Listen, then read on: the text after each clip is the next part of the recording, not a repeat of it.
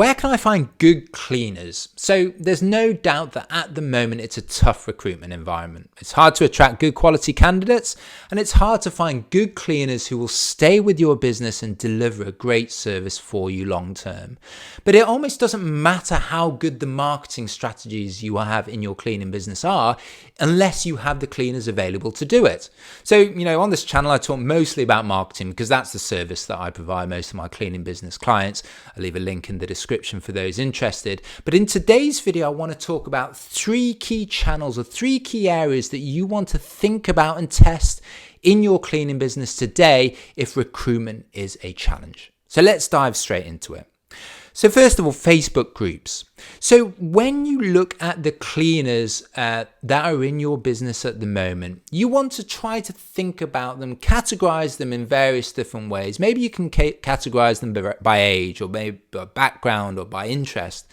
And the reason why this strategy is a really good one is that there will be a Facebook group based on that demographic. So, when in my cleaning business, we used to have a lot of Eastern European cleaners on our books. So, Romanians and Bulgarians. So there were lots of groups, in my area for, Romanians living in London, Bulgarians living in London.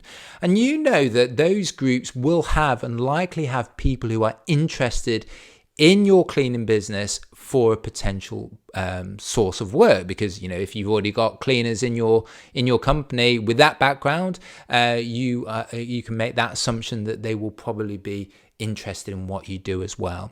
So what we used to do is we would get our most trusted, probably our longer term cleaners who had that particular background. So let's say Romanian speaking cleaners, and we would get them to go into those groups, and there would likely be posts about recommendations for work, and we would get our cleaners to respond to those groups and say, yes, we work for this particular company, let me know if you'd like a bit more information. And we would give those cleaners a referral bonus. So for every let's say interview that they sent our way, or any new cleaner that they onboarded, we would pay them an amount of money. And why this works really well is that you are straight away differentiating yourselves from all those other cleaning business. So let's say you're an English speaking business, you're based in the US or UK or Canada. You're not simply running an English advert in front of those people on Facebook.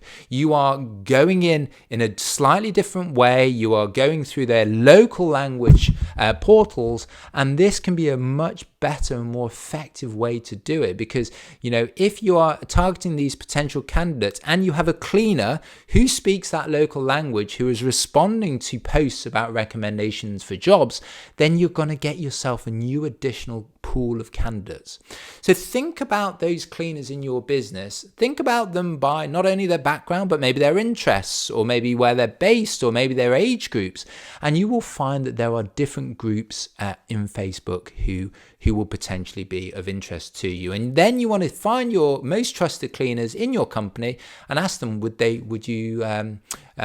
mind, maybe engaging, looking at those groups, finding out if they have any posts about recommendations for work, and if they do, would they, work on your behalf and find candidates, find good quality cleaners, and then get paid for those on a referral basis.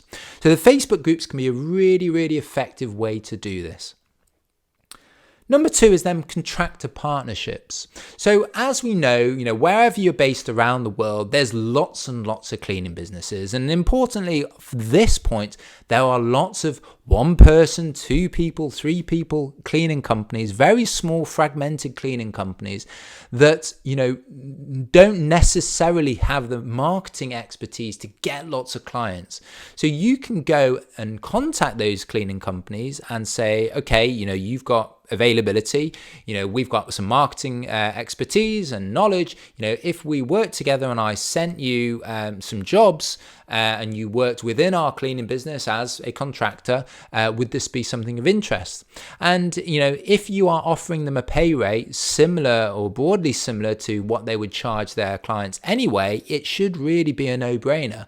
Obviously, if you go in and say, we're going to pay you, $15 an hour, and they would normally get $30 an hour, it's going to be a much harder sell. So you want to think about, what are the rates that they are advertising? And if you can come in at a similar rate and still make a margin on top of that, it really should be a no-brainer.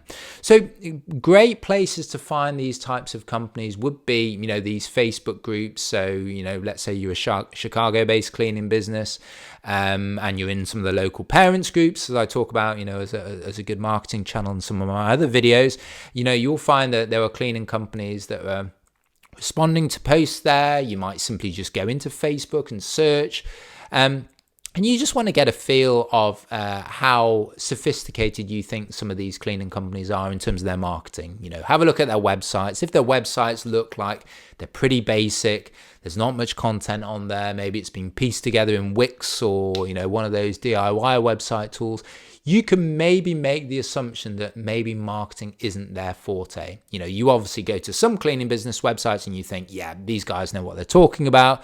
Big websites, service pages, local pages, really slick, professional looking experience. But then you go to the other side, maybe it doesn't look good on mobile, or, you can get a pretty good first impression. Do these people know what they're doing around marketing? And if you don't think they do, then you should, send them a message, give them a call, and pitch it in that way. So what you can find is that sometimes these businesses may only have 1 or 2 people, but they may have the ability to bring on 5 new cleaners or 10 new cleaners. Maybe their friends or their family can work for them, and straight away this is an additional pool of cleaners that you can tap into. So these contractor partnerships can be a really, really effective way of doing it. And then number 3 are the paid marketing, the paid ad channels like Indeed. So Indeed is really the way that I see Indeed is like the Google of the recruitment world. So really, if you are growing your business, if you're going from 10K to say 50 to 100K, you'll need to be running Indeed ads. That's for absolute sure. And the difference here is that I think that a lot of people, the vast majority of people, view recruitment and marketing as 2 very different things. In actual fact, I see them as a very, very similar process. With marketing, client marketing, we're running ads, people are clicking on our ads, we're trying to get phone calls, we're trying to close those phone calls to book clients, we're trying to get those clients to stay with us long term. But in actual fact, there's a lot of similarities with recruitment. Maybe you've got an advert running on Indeed and you're getting clicks, you're getting charged for those clicks.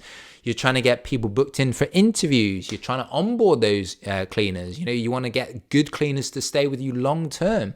So in exactly the same way you look at marketing in terms of a funnel, a marketing funnel, a sales funnel, you need to think about it in exactly the same way for recruitment. What's your cost per click for your Indeed ad? What is the cost per interview? What is the cost per onboarded cleaner? How long does a cleaner stay with you on average? What is the lifetime value of that cleaner? Look at, on average, how long do your cleaners stay with you? How many jobs a month do they do? What is the revenue per job? The gross profit per job. You want to be looking at your KPIs, your metrics for your marketing in exactly the same way as your recruitment. So if you start running your paid advertising for cleaners in this same way, you'll be able to think about things like return on investment. And what you'll find in actual fact is that the lifetime value of your cleaners is going to be a lot higher than even your weekly recurring clients. So in actual fact, when you start running these metrics and tracking things like your lifetime value and your return investment, you'll probably find that in actual fact, it makes sense to spend more money and bid more aggressively on these paid ad channels than you think, beforehand. Most people will spend more money on marketing. In actual fact, you probably want to be spending a good chunk of that marketing budget in terms of your recruitment ad spend as well. So think about your paid recruitment channels in exactly the same way as you do with your marketing.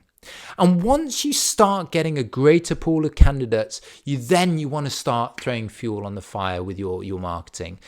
Try lots of different channels. I've got a PDF about the top 20 marketing channels for cleaning businesses. Have a look at that. I'll put the link to the PDF in the description below.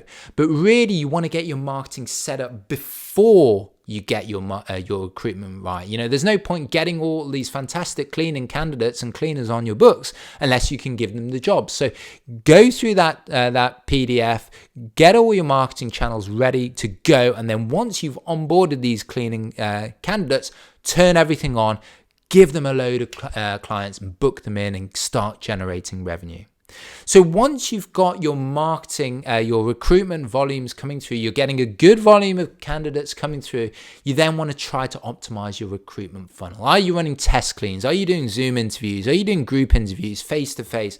And you want to optimize your recruitment funnel in exactly the same way as you do for your marketing. And that's what I want to talk about in this next video. I want to run you through my exact recruitment funnel. If you are getting lots of great candidates and a great and effective recruitment funnel, and you're putting them into that funnel, you're going to get a steady stream of high caliber candidates. And hopefully the recruitment piece of your business will no longer be an issue. So I'll see you on the next one.